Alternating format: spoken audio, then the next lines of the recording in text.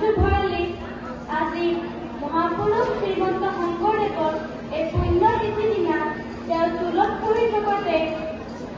বৰ্ণমালাটি শিকিয়ে যিটো কবিতা ৰচনা কৰিছিল সেই কবিতাটি আজি আপোনালোকৰ আগত মই আবৃত্তি কৰিবলৈ ওলাইছোঁ। কৰতল কমল কমল তল নয়ন ভৱ তব দহন গহন বন শয়ন নপৰ নপৰ পৰ সতত